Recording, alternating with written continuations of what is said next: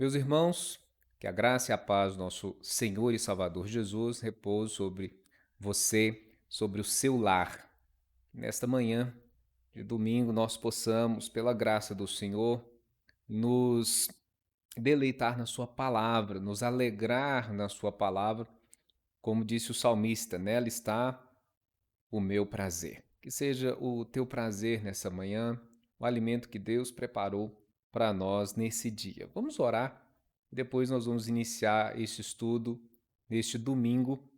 E eu quero pedir a Deus que nos ajude na exposição dessa palavra e abençoe a você, para que essa palavra possa alcançar a sua vida da forma como Deus assim quer. Oremos. Querido Pai, muito obrigado por estar nesta manhã podendo falar com o Senhor, podendo me dirigir ao teu povo, Pai, de uma forma diferente, mas também especial, porque vamos juntos, pela graça e operosidade do teu Espírito, conduzir, ó Pai, a exposição da Sua palavra. Entendemos que não podemos, Senhor, sem a tua bênção, sem o teu conselho, por isso dá-nos o teu conselho, a tua instrução, e não só para expor, mas também aprender, ó Pai, aquilo que o Senhor tem para nós nesse dia. Aplica, pois, a tua palavra aos nossos corações conforme lhe apraz. Faz cumprir, ó Deus, o teu propósito, teu desígnio na vida de cada um daqueles que ouvirem essa mensagem, para a honra, para a glória e para o louvor do teu santo nome. Em nome de Jesus. Amém. Nós vamos falar, a partir de hoje, sobre um tema que está, vamos dizer assim, em voga, né?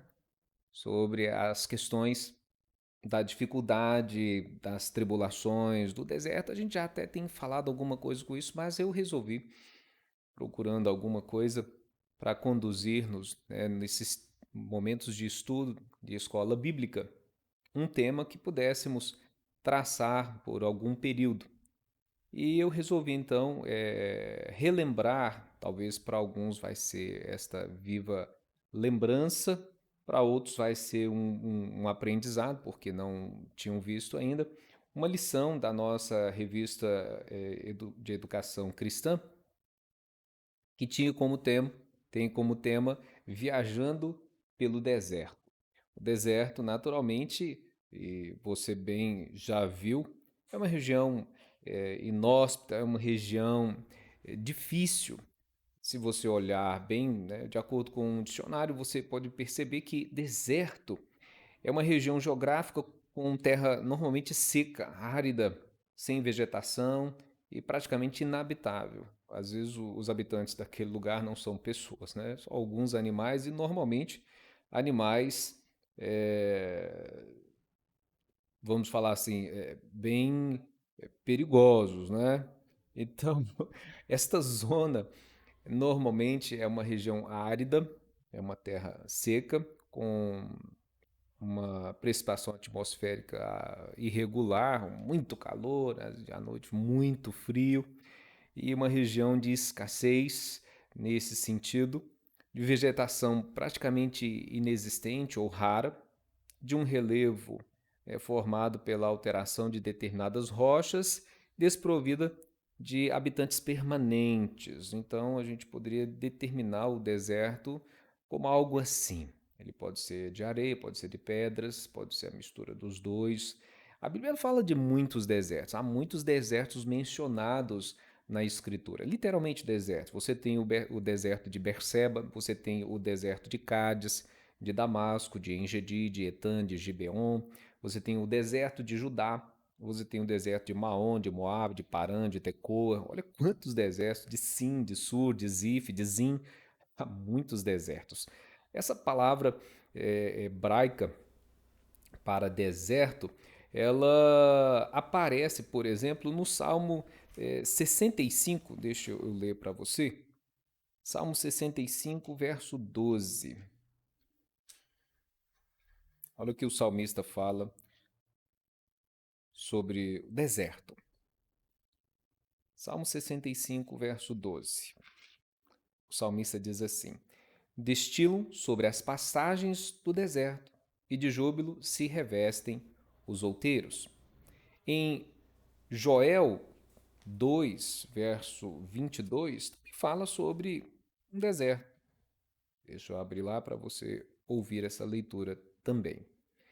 Então, o livro de Joel, né, o profeta menor, ele vai descrever alguma coisa sobre o deserto da seguinte forma. Olha só. Perdão, Joel 2. Cá. Versículo 22 de Joel 2 diz: Não temais, animais do campo, porque os pastos do deserto reverdecerão, porque o arvoredo dará o seu fruto, a figueira, a vide produzirá com vigor. Mas também o deserto, dentro do aspecto bíblico, era um lugar desolado de rocha e de areia, normalmente um lugar para a criação de algum tipo de gado, principalmente ovelhas. Interessante a gente ver isso em Jó, no capítulo 38, verso 26, você vê uma passagem que fala sobre isso. E também Deuteronômio 32, 10. Deixa eu ler Jó primeiro. Jó capítulo 38, versículo 26. Está escrito assim, ó. Para que se faça chover sobre a terra de onde não há ninguém. A ideia aqui agora, ó. E no ermo, deserto, em que não há gente. E você vai lá para Deuteronômio. Olha que interessante. Capítulo 32, 10. E Moisés registrou o seguinte: Achou numa terra deserta, num ermo solitário, povoado de uivos, rodeou, cuidou dele, guardou como a menina dos olhos. Menção de do cântico de Moisés em relação a Jacó como porção do Senhor. Então, o deserto na Bíblia ele sempre foi descrito como um lugar abrasador, um lugar de secura, um lugar habitado apenas por animais ferozes. Né? Voltando lá para Jó, no capítulo 24, Jó descreve assim, ó, versículo 5 do capítulo 24, perdão, de Jó. Como asnos monteses no deserto, saem estes para o seu mistério, à procura de presa no campo aberto, como pão para eles e seus filhos. Lá em Mateus, também, no capítulo 3, verso 1, nós vemos uma expressão assim. Vamos ver? Falando de algum animal nervoso, perigoso, típico de deserto. Mateus, capítulo 3, verso 1. Ah, mas aqui não é um animal, não, né? Naturalmente, aqui é o deserto como um lugar onde há proclamação. Naqueles dias apareceu João Batista pregando no deserto da Judéia e dizia: Arrependei-vos, porque está próximo o reino dos céus. O deserto é também um lugar de refúgio, de revelação, de chamado, como aconteceu com Moisés, capítulo 3 de Êxodo, de 1 a 3, como aconteceu em Deuteronômio 8, de 1 a 3, é o lugar de provação. Como aconteceu em Números 32, 13, é lugar de juízo. Né? Como aconteceu com o próprio Cristo, foi lugar também de tentação. Mas aqui, Marcos 1, 1 a 4 e Mateus 1, 3, 1, você vê que o deserto também é lugar onde as boas novas são anunciadas. Então é um lugar distinto, mas aqui a gente quer tomar esta palavra deserto não como um lugar onde coisas acontecem, é, não como um lugar simplesmente seco, árido, difícil, mas utilizar esta palavra para mostrar a questão das dificuldades da vida, os problemas da vida e como a gente pode e deve observar os ensinos da palavra de Deus para nos conduzir em meio à terra árida neste mundo, né? Ou seja, nossa vida tem uma condução, e esse mundo é como um deserto em que nós estamos atravessando. Então, como atravessar a nossa vida, esse, entre aspas, deserto, a nossa vida, né? Olhando para as Escrituras e aprendendo com os textos das Escrituras. Naturalmente, nós queremos, há algumas semanas, olhar para a passagem do povo de Israel, né, pelo deserto, a travessia do deserto e aprender algumas lições que a gente tem extraídas aqui desta revista, dessa lição, onde o principal autor é Arival Dias Casimiro, mas a gente tem também até mesmo Paulo Anglada e Fernandes Dias Lopes participando desta lição, Viajando pelo Deserto. A gente vai trazer algumas explanações desta passagens que esses irmãos trouxeram essas reflexões para a nossa vida. E quando a gente fala de deserto, naturalmente a gente pensa no povo de Deus, mas a gente vê com clareza que Deus primeiro ele suscitou um líder para conduzir o seu povo pelo deserto. E foi Moisés. Lá no Êxodo, né, no capítulo 3, quando o Senhor apareceu a Moisés. Apacentava Moisés o rebanho de Jetro, seu sogro, sacerdote Midian, e levando o rebanho para o lado ocidental do deserto, chegou-se ao monte de Deus, Horebe. Apareceu-lhe o anjo do Senhor numa chama de fogo no meio de uma sarça. Moisés olhou, e eis que a sarça ardia no fogo, e a sarça não se consumia. Então disse consigo mesmo: Irei para lá e verei essa grande maravilha, porque a sarça não se queima. Então Moisés, curioso com com aquele acontecimento, ele vai se achegando à sarça e ali ele vai receber um chamado de Deus.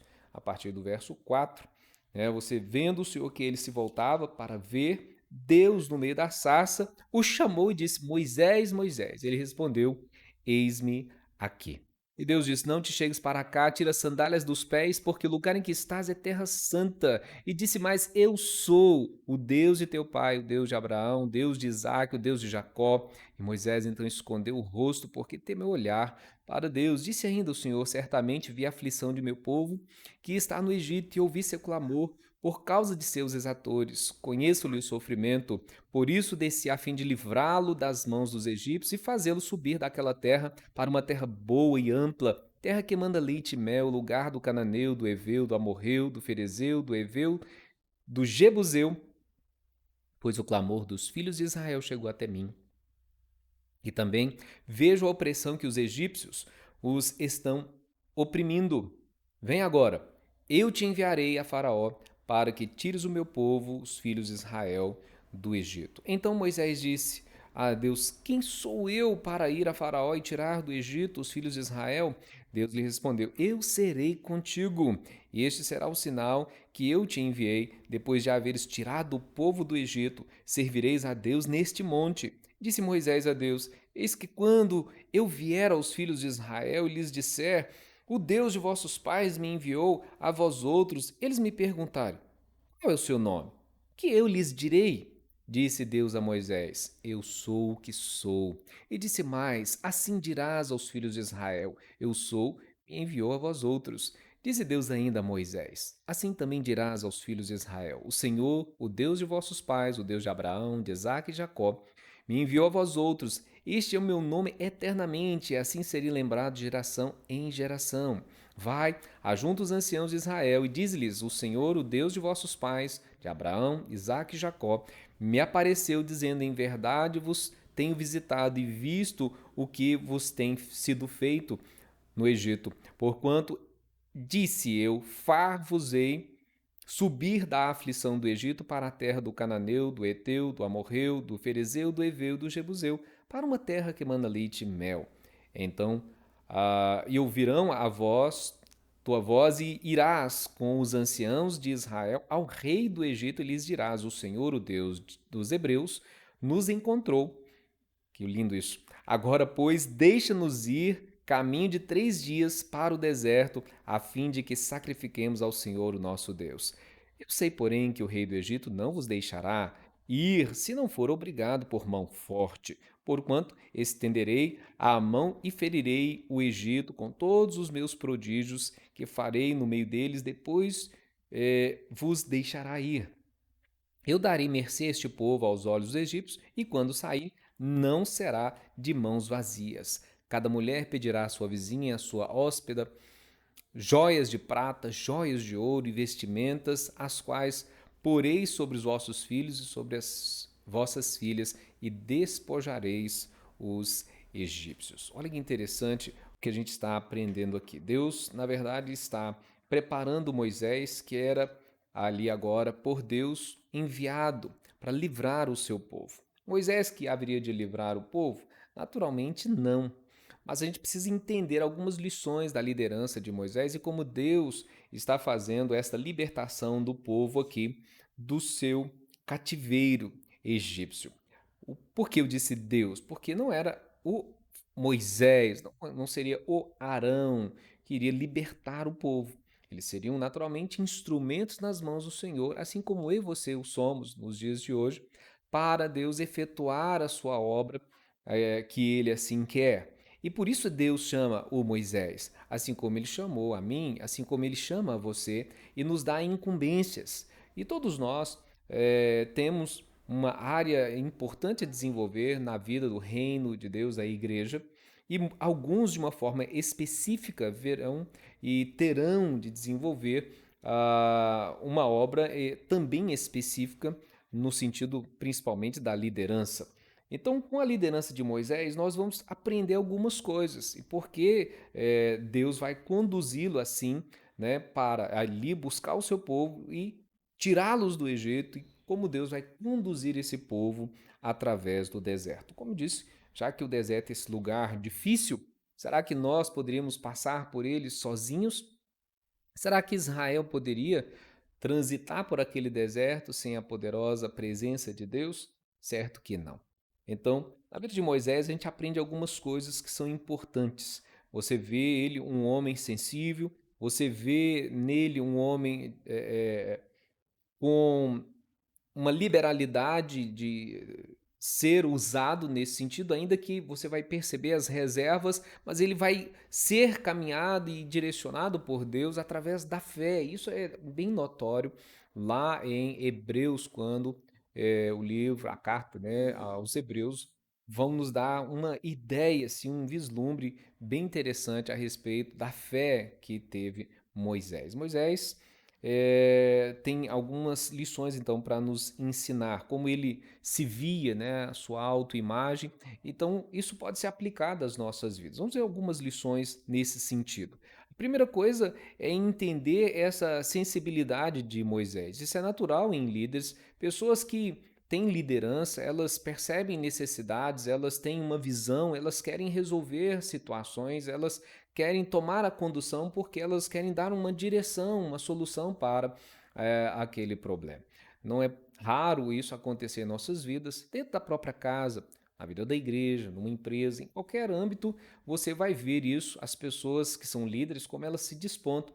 E Moisés era um líder, embora estava em treinamento, estava sendo preparado. Ele foi preparado em alguns estágios. No primeiro momento da vida dele, eu entendo que ele está sendo preparado em toda a cultura egípcia para entender como aquele povo vivia, para ele aprender sobre muitas coisas. Ele foi ensinado como filho de Faraó, né? E foi ensinado como um príncipe. Então, naturalmente, ele aprendeu muitas coisas que, se ele não estivesse naquele contexto, como o próprio Deus preparou para ele ali estar, né, ele não seria treinado daquela forma. Você percebe então a sensibilidade de Moisés quando ele vai visitar os seus irmãos. A Bíblia diz lá em Êxodo 2:11 que ele viu certo egípcio espancar um hebreu, ele viu a aflição do povo dele, o povo hebreu. Então ele teve uma iniciativa. É natural isso na vida de líderes, mas é importante te aprender com Moisés que não adianta a gente ser precipitado.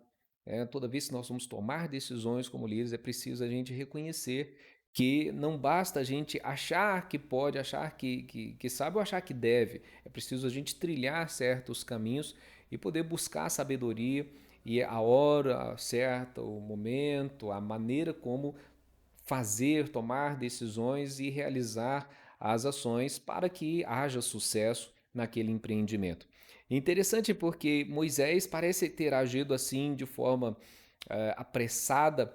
Ele mata aquele egípcio que oprimia o hebreu e depois ele tenta separar a briga de dois hebreus e eles falam com ele algo que vai trazer grande temor ao seu coração, porque eles falam para ele assim: acaso você quer, quem te constitui juiz sobre nós? Acaso você quer nos matar também, como matou o egípcio? Quer dizer, ele pensou: ixi, todo mundo já está sabendo agora, né?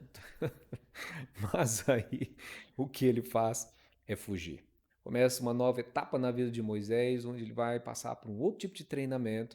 Ele vai passar 40 anos na terra, ali, junto com o seu sogro, que é Jetro, a terra de Midian. E ele vai se tornar um pastor de ovelhas. Então vai ser um tempo bem distinto, bem diferente.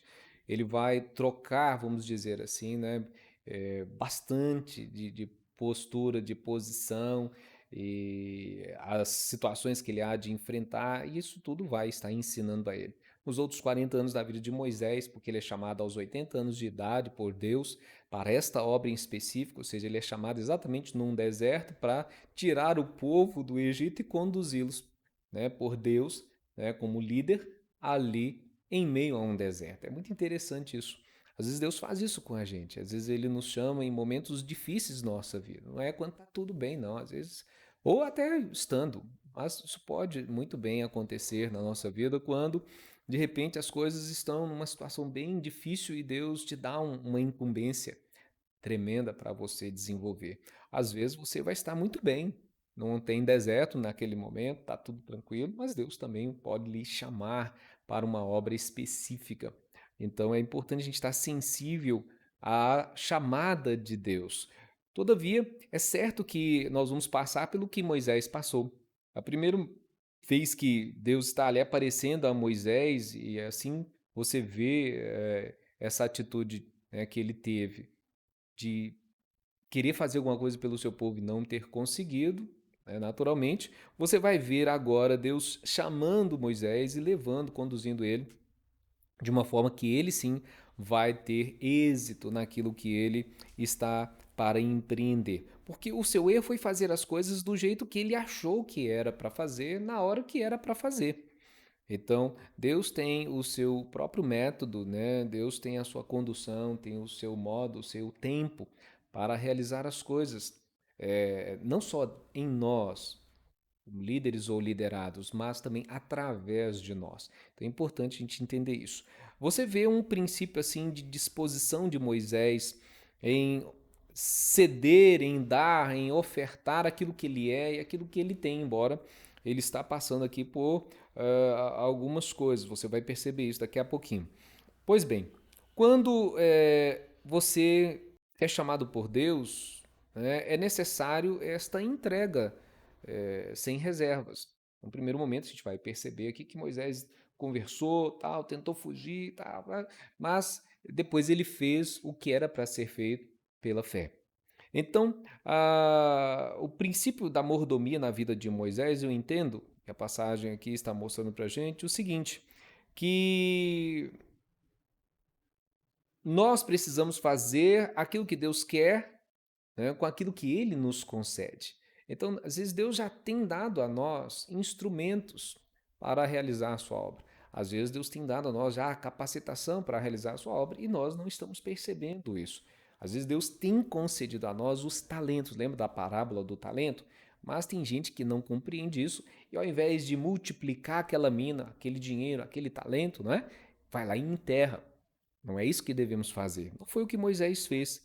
Deus perguntou para Moisés assim: o que você tem nas mãos? O que Moisés tinha nas mãos, irmãos? Você vê lá no capítulo 4, versículo 2, perguntou o Senhor: que é isso que tens nas mãos? E respondeu ele: um bordão, ou seja, uma vara. Era a vara de um pastor. O que isso significa? Aquele bordão Para Moisés simboliza, né, a sua identidade como pastor. Era um bordão de pastor, né, um criador de ovelhas, mas era também um símbolo da sua fonte de renda, não é? Então, se você vai contratar um pedreiro para fazer alguma obra lá na sua casa, certamente vai chegar com algumas ferramentas lá, não é verdade? No mínimo uma colher, uma enxada, alguma coisa assim, ele precisa levar. Isso mostra que a fonte de renda dele provém daqueles instrumentos do seu trabalho, depende daqueles instrumentos. Assim, Moisés utilizava-se de um bordão para pastorear aquelas ovelhas e também indica a influência dele. Então, ele, como pastor, aquele cajado ajudava ele, né, a exercer uma certa influência sobre a condução do rebanho, quem sabe fazer alguma coisa ali que pudesse realmente estar ajudando as ovelhas naquela condução, num resgate, alguma coisa assim. Bom, o que acontece com este bordão de Moisés? Nessa passagem é interessante, porque o bordão de Moisés passou a ser o bordão de Deus. Ou seja, aquilo que Moisés possuía agora é usado por Deus, porque depois que ele pergunta para Moisés: "O que tens nas mãos, Moisés?" Apenas uma vara, vamos dizer assim. Você vai ver na passagem do capítulo 4 de Êxodo que Deus fala para ele lançar aquela vara no chão e ela, quando ele faz isso, se transforma numa víbora, numa serpente. Depois ele toma pela cauda, ela volta a ser uma vara e Deus fala que aquele seria, né, o instrumento pelo qual Deus, né, ia usar Moisés, ia usar aquele instrumento para manifestar tudo o que estava para acontecer. Olha que interessante. No versículo 20 do capítulo 4 diz: Tomou, pois, Moisés a sua mulher, seus filhos, fê-los montar num jumento e voltou para a terra do Egito. Moisés levava na mão o bordão de Deus. Então, antes era o bordão de Moisés, mas agora é do Senhor. É um princípio aqui. Ser mordomo de Deus é a gente realmente viver pela fé. Ser mordomo do Senhor é entender, assim como Moisés, hã? Que ele é instrumento e tudo que ele tem é instrumento nas mãos de Deus, dados por Deus para a glória do Senhor. Lá em Hebreus 11, 23 a 29, a gente lê de Moisés o seguinte: isso é a importância da fé, quando a gente tem essa experiência com Deus, essa vocação. Pela fé, Moisés, apenas nascido, foi ocultado por seus pais durante 3 meses, porque viram que a criança era formosa. Também não ficaram amedrontados pelo decreto do rei. Pela fé, Moisés, quando já homem feito, recusou ser chamado filho da filha de Faraó, preferindo ser maltratado junto com o povo de Deus a usufruir prazeres transitórios do pecado, porquanto considerou o opróbrio de Cristo por maiores riquezas do que os tesouros do Egito, porque contemplava o galardão. Pela fé, ele abandonou o Egito, não ficando amedrontado com a cólera do rei.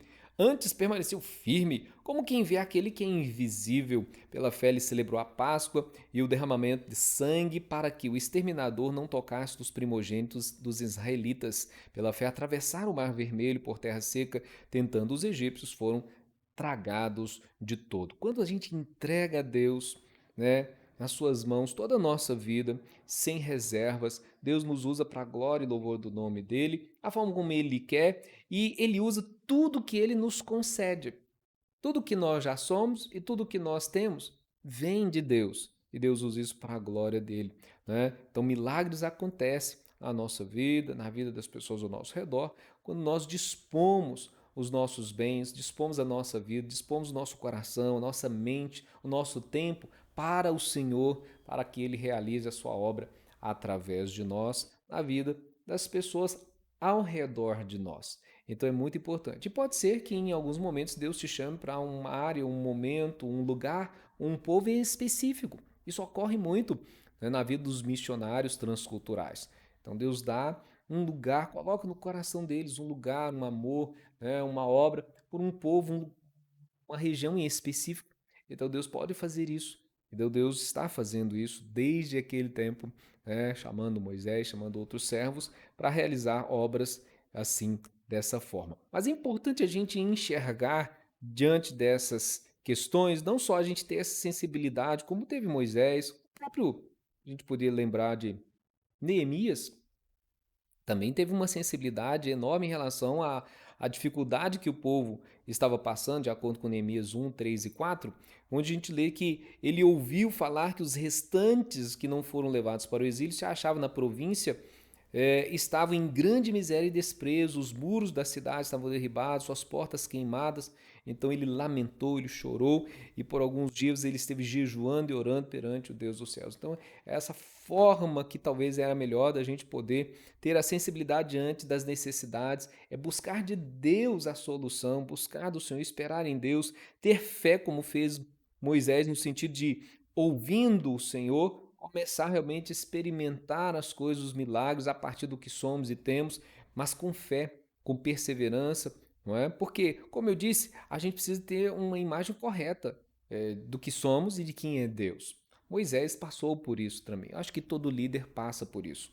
Muitas vezes nós temos uma autoestima, né, errada, baixa, a relação ou uma avaliação negativa de nós mesmos. Não que a gente tem que ser soberbo, achar que a gente pode tudo, que é melhor que os outros. Não é isso. Saber conhecer os nossos limites, saber conhecer a gente como a gente é e colocar-nos na disposição de Deus em plena dependência, talvez seja o que realmente a gente precisa. Moisés vai passar por isso.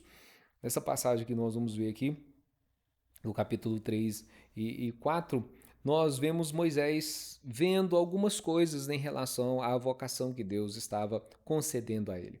Não é? Moisés ele começa a se ver numa posição de incapacidade, não é? Ele primeiro ele fica preocupado porque talvez porque ele tentou lá atrás de um jeito e deu tudo errado, lembra? Ele tentou na força do braço dele, mas agora era diferente. Porque a pergunta dele, o capítulo 3 de Êxodo, versículo 11 é: quem sou eu para ir e tirar o povo do Egito? A questão é essa. A gente precisa entender quem nós somos. Claro, entender que nós não temos todo poder, toda condição, toda capacitação, mas quando Deus está nos chamando, então essas coisas elas vão entrar dentro da graça, da ação de Deus, do poder de Deus e elas vão ser solucionadas. Não que a gente vai se tornar algo que Deus não queira, mas Deus pode, como diz a Escritura, usar as coisas débeis desse mundo, usar as coisas loucas desse mundo para envergonhar as fortes, para envergonhar as sábios, não é assim? Então, Moisés compreendeu isso. Quando ele perguntou isso para Deus, ele depois pôde entender ao curso da sua vida que o Senhor realmente estava chamando e que ele deveria obedecer, e isso ele fez pela fé, como nós vimos na passagem de Hebreus, capítulo 11, verso 23 a 29.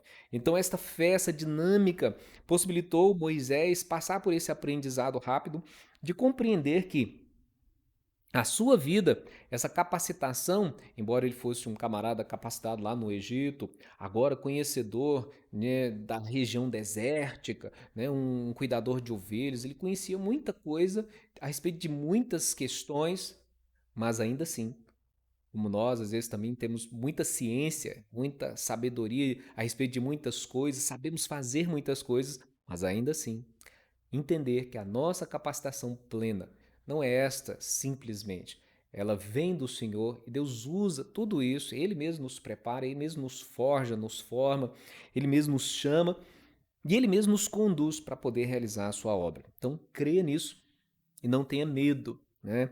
Disponha-se. A autoridade, essa é uma questão também importante. Às vezes a pessoa ela não tem a autoridade para realizar certas coisas. E talvez é isso que estava preocupando também Moisés. Você talvez fique preocupado quando está diante de um desafio e você ainda não tem a autoridade, não é? Aí você fica pensando, não, eu não vou me colocar à disposição de fazer nada, não, porque eu não sou responsável por aquilo. Mas aqui você percebe no versículo 14 do capítulo 3 que Moisés, preocupado com essa questão, se eles perguntarem quem te enviou, aí Moisés agora estava certo que essa autoridade não era dele, mas era divina. Disse Deus a Moisés: Eu sou o que sou. Disse mais: Assim dirás aos filhos de Israel: Eu sou, me enviou a vós outros. Então a autoridade é de Deus. No reino de Deus, nada podemos fazer, Jesus ensinou-nos isso em João 15, capítulo 15, verso 5, sem Ele.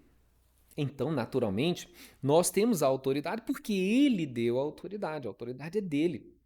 Jesus disse: Eu tenho toda a autoridade, eu dou a vocês a autoridade para ir, para pregar, para fazer a obra que eu estou confiando a vocês. Então não tenha receio de fazer a obra de Deus quando Deus está chamando você para fazer algum serviço específico no seu reino.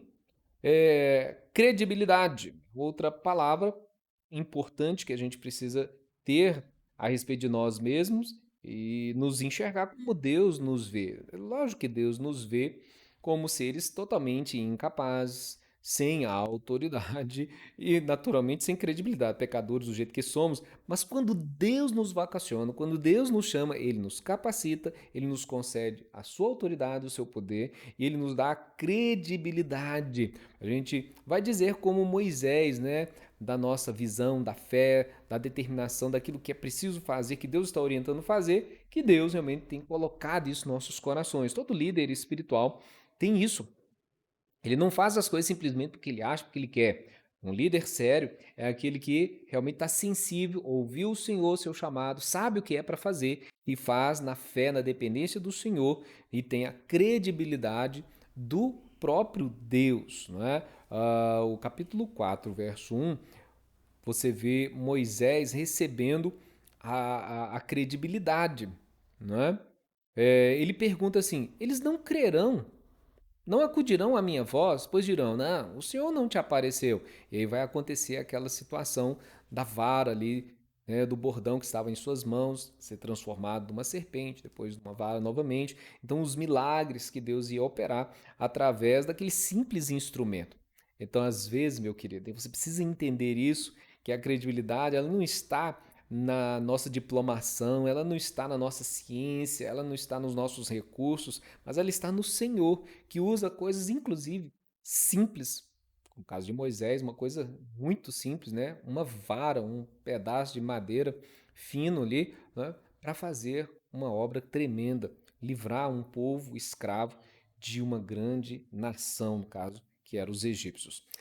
Você, às vezes, pode encontrar a dificuldade da limitação física ou não, como Moisés. Moisés, ele certamente tinha algum problema, porque ele não ia falar isso à toa, conversando direto com Deus, não é?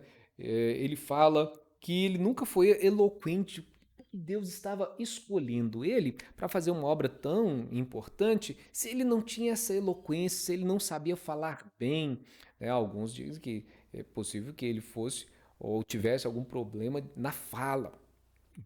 Ainda que não fosse isso, Moisés está dizendo que ele não era eloquente, ele não sabia falar bem. Mas Deus está dizendo para ele assim: confie, coragem, eu estou mandando. E quando ele vai repetir essa situação, ele vai receber de Deus, não é, uma palavra interessante. Não é? Quando ele diz: Ah, Senhor, nunca fui eloquente, nem outrora, nem depois que falaste de teu servo, pois sou pesado de boca e pesado de língua. Verso 11 do capítulo 4, Deus diz: Quem fez a boca do homem? Ou quem faz o mudo ou o surdo, ou o que vê o cego? Não sou eu, o Senhor? Vai, pois agora eu serei com a tua boca e te ensinarei o que hás de falar. Então, essa é uma graça que a gente recebe do Senhor, né, de ter de Deus suprimento e Deus usar, como eu disse, mesmo as coisas mais fracas, né, para realmente mostrar a glória da sua majestade. E você vê também um outro detalhe na vida de Moisés, né, no sentido de como ele se via, mas Deus estava vendo um outro homem, e é isso que ele vai aprender ao curso do seu ministério. Ele disse assim: Senhor, manda outro. Ele talvez querendo se esquivar. Quantas vezes nós passamos por situação assim? Alguém nos chama para uma tarefa, o próprio Deus está nos desafiando, nos dando uma tarefa, e a gente fica assim: ah, Senhor, mas justo eu, manda outro. A gente não é como Isaías, né, que disse: envia-me a mim. Às vezes a gente fala: envia-me e procura alguém para apontar aquele, quem sabe. aquele ali, não é? Então, é diferente. Quando nós temos realmente uma vocação de Deus, mesmo aquela indisposição inicial vai ser rompida. Nós vamos compreender a vocação, nós vamos entender o chamado, nós vamos confiar no Senhor e nós vamos saber que Ele, né, vai realmente fazer esta grande obra. Então, quando ele diz: envia outro menos a mim, né, o Senhor Deus diz para ele assim: não é Arão, levita, teu irmão? Então, eu sei que ele fala fluentemente, naturalmente dando uma dica aqui que realmente Moisés tinha algum problema físico nesse sentido, né, da fala. Eis que ele sai ao teu encontro e vendo-te se alegrará em seu coração.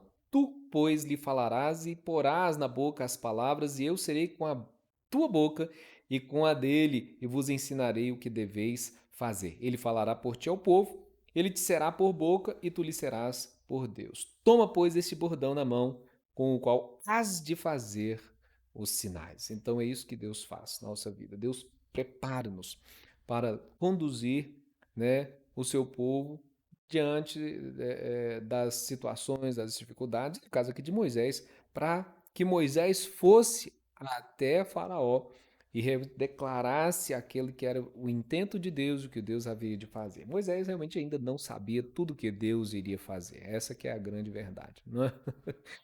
Mas entenda que, assim como Moisés, o propósito de Deus na minha e na sua vida, na de qualquer líder ou não, pessoa que não seja um líder, qualquer pessoa, é tornar a nossa vida, né, semelhante à de Jesus Cristo. O propósito de Deus é tornar a gente semelhante a Jesus. Porque lá em Romanos 8, 29, a gente vê isso.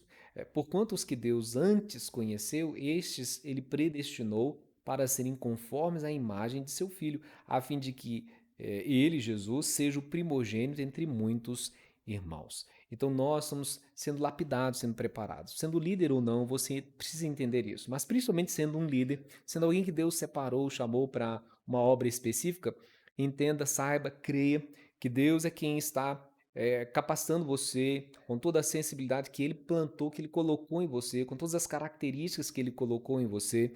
É Deus quem está dando recursos a você, você precisa saber usar esses recursos para a glória do Senhor. Né? O que tens nas mãos? É uma vara? Então use isso para a glória do Senhor, disponha tudo que você tem, tudo que você é para a glória do Senhor, deixe Deus usar realmente as coisas que tem ao seu redor, ao seu dispor. Não seja desse tipo de pessoa que não consegue dividir, não consegue repartir, não consegue partilhar, participar, não consegue contribuir. Não, jamais. Faça pela fé, disponha-se pela fé, sem reservas, tudo que você é, tudo que você tem, porque, afinal, a Bíblia nos ensina que tudo que temos e tudo que somos vem de Deus. Diz a Escritura: toda boa dádiva, todo dom perfeito procede do Pai das luzes, do Senhor, vem do alto. Então, nós precisamos entender isso. Nós somos criados para desenvolver uma missão nesse mundo. E talvez a missão que Deus tenha te dado, não é você compreender como Paulo. Ela é extremamente importante. Não importa qual é o nível dessa missão. Se é apenas ser um servo que testemunha, que prega o evangelho para os vizinhos, para as pessoas ao seu redor, na parentela, ou onde você estuda, onde você trabalha, meu irmão, isso já é uma tarefa extremamente nobre, precisa ser desenvolvida com afinco. Faça como Paulo, lá em Atos 20, 24, ele narrou o seguinte: porém, em nada considero a vida preciosa para mim mesmo, conquanto que complete a minha carreira e o ministério que recebi do Senhor Jesus para testemunhar o evangelho da graça de Deus. Talvez é exatamente esse o ministério que Deus realmente tem reservado para você. Nem que, né, não seja algo que você pensa assim, porque eu não sou o líder fulano de tal, ou estou diante do ministério X, ou do ministério tal, então aí eu não sou importante. Meu irmão, todos nós somos membros do corpo de Cristo, somos peças imprescindíveis para Deus, para a glória de Deus, para o louvor de Deus e para fazer a obra de Deus. Então não importa qual é o nível desse chamamento, nesse aspecto, todos somos chamados para testemunhar, para pregar o evangelho, para levar novas pessoas ao conhecimento da verdade. Isso a igreja não pode falar.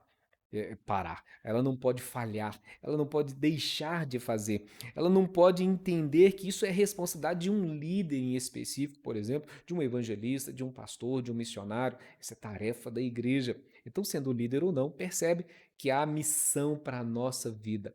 Deus tem uma missão para nós, que é testemunhar da graça de Jesus. E talvez Deus tenha dado a você ainda a alegria e a graça de participar do reino dele com áreas específicas de ministério, o próprio Moisés nessa liderança, nessa condução do povo ali, atravessando, né, saindo do Egito, atravessando o deserto e chegando lá em Canaã. Essa era a obra que Deus queria fazer através da vida de Moisés.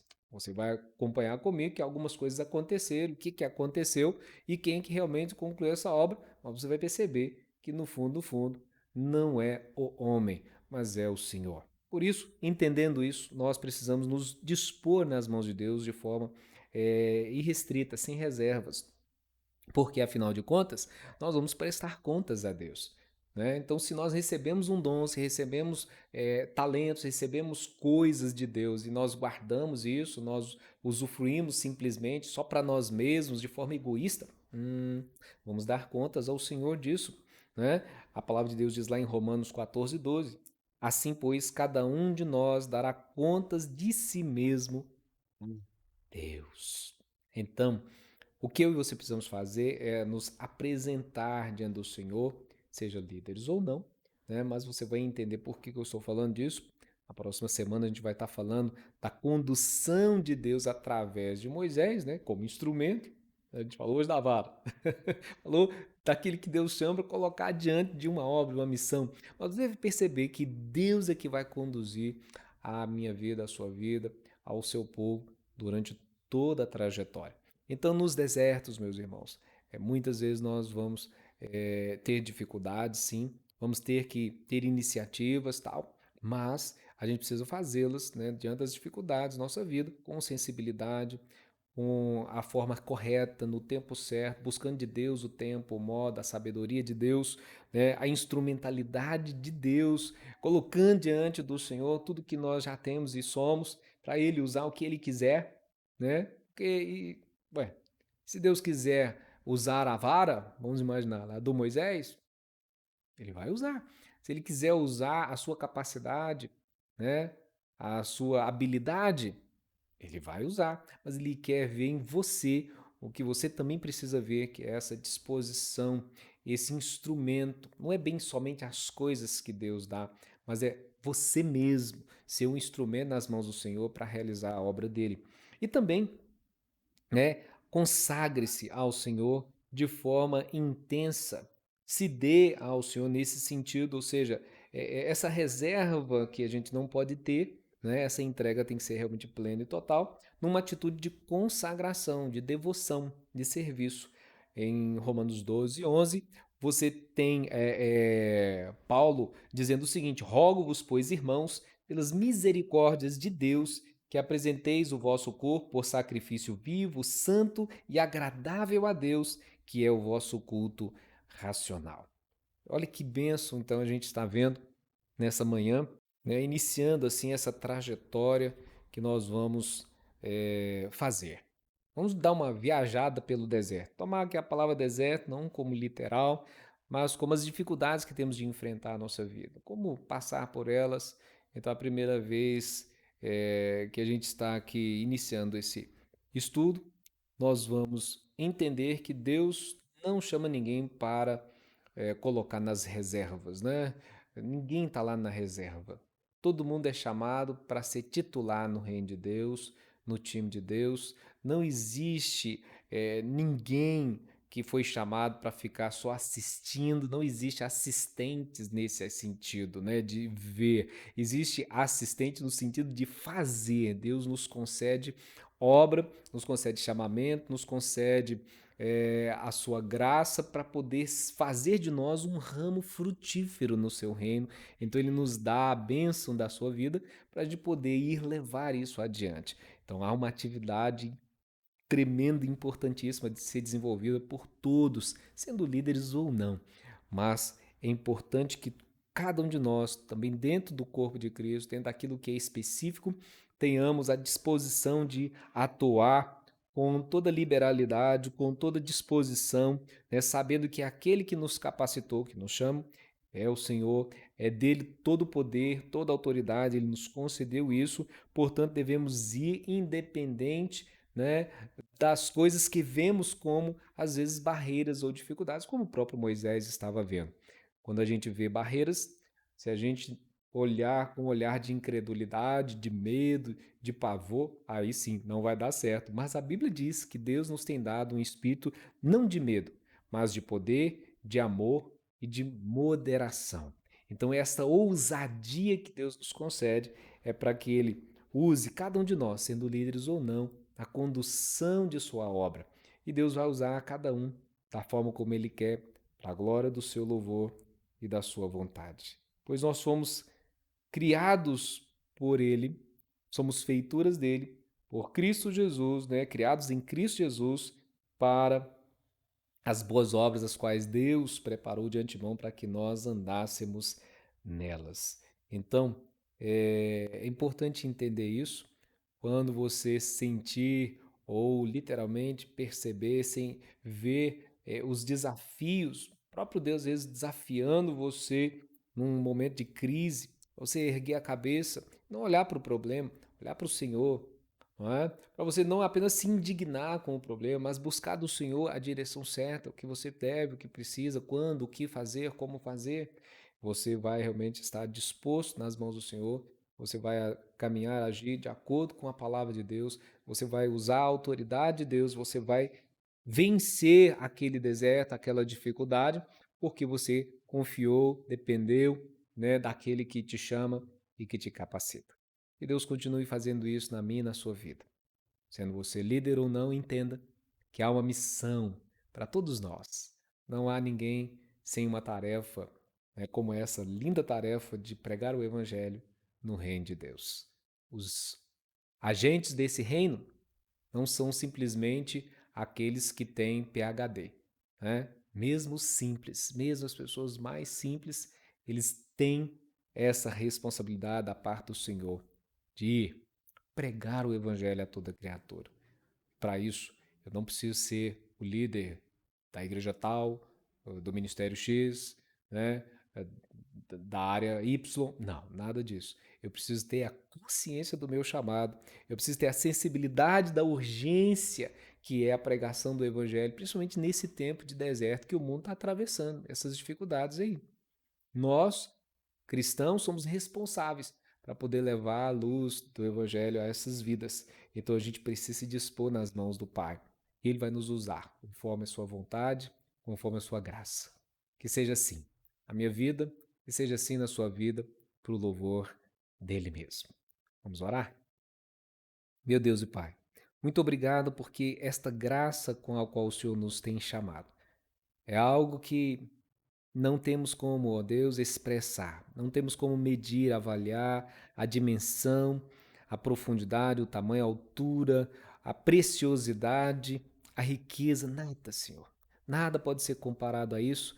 E bem diz a tua palavra que nada, Senhor, pode nos separar do teu amor. Que bênção é saber isso. Mas, ó Senhor, dá-nos hoje a consciência de, como líderes ou liderados, compreender a chamada do Senhor, compreender a vocação do Senhor, compreender que temos responsabilidades ou, ó Deus, específicas ou gerais, principalmente esta, a de pregar o teu evangelho. Ajuda-nos nessa tarefa, dispõe sempre, Senhor, a tudo que somos e temos, ó Pai, com um entendimento claro dentro de nós de que pertence ao Senhor, somos do Senhor e o Senhor pode usar quando, da maneira como o Senhor quiser, que haja em nós a disposição que houve em Isaías, a fé que houve em Moisés, em Abraão, esse desprendimento, ó Deus, desses servos, que isso cresça dentro de mim, que cresça dentro do teu povo aqui, que ouve essa palavra e que no nome de Jesus assim sejamos o instrumento do Senhor para a glória do teu santo nome.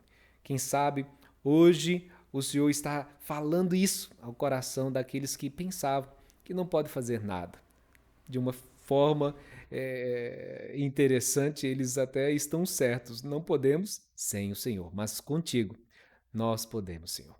Em ti nós podemos. podemos e devemos fazer aquilo que o Senhor nos chama para fazer, confiados plenamente no Senhor, capacitados pelo Senhor e dependentes do Senhor, nós poderemos. Na tua palavra, sim, o Senhor deixou-nos escrito que em Cristo nós somos mais que vencedores. Então, que o Senhor use-nos como instrumentos da tua graça para fazer a tua vontade e assim que outros, através dessa instrumentalidade, possam ouvir a tua palavra, conhecer o Senhor e reconhecer que só tu és Deus, só em ti há salvação. Em nome de Jesus rogamos e em nome de Jesus já te agradecemos. Amém. Que Deus te abençoe. Até o próximo domingo, onde nós vamos falar um pouco sobre a condução de Deus através do deserto. Então, a partir daqui, a gente vai ver isso, como Deus conduziu o seu povo ao deserto, como Deus conduz a mim e a você em meio às dificuldades da vida. O que a gente precisa saber? Tá curioso? Então, até domingo que vem, se Deus quiser.